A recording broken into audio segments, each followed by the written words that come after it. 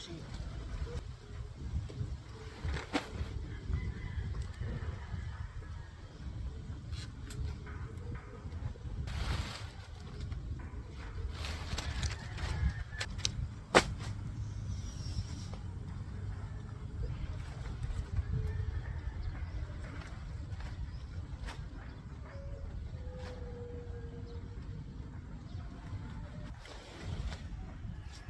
Mas maganda yung pawid guys. Presko. Ang sukat pala nung kabana namin na 8x12. So tingin nyo, maganda. 4 days na to. Ginagawa. Suggest kayo kung anong magandang i-flooring. Tapos dito sa wall.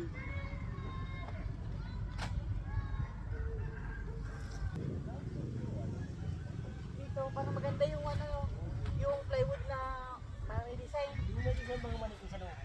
Ha? Yung manikin sa loob. Walang ano, pero merong pang double wall, manikit lang. Manikin. Tapos merong makapal.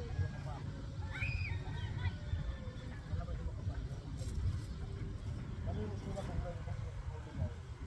Kaya kasi tingnan kapag may double wall. Maganda tingnan. Tapos maganda yung mga ano, lightnings ba? Tapos aircon. Aircon ba? Pero wala kaming kuryente dito. Wala pa namang solar na. Mamaya pakita ko sa inyo yung ano, may hapon. Kung anong, tanghali pa lang naman guys.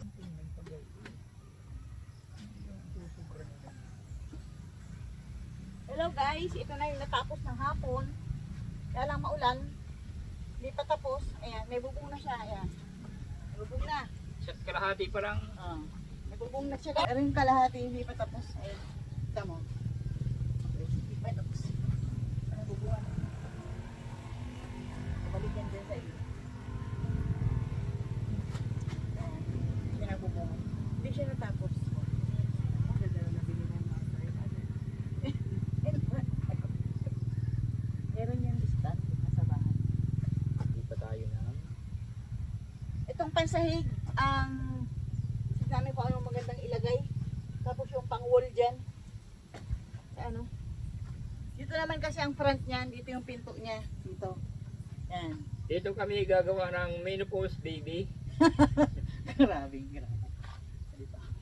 Ganda, no? Tapos may stand kasi yan. No? Nagigigay ko lang sila habang may gumagalawa ng table. 60 siya. Nalagay kami ditong balkon. Para maganda. Update ko kayo bukas.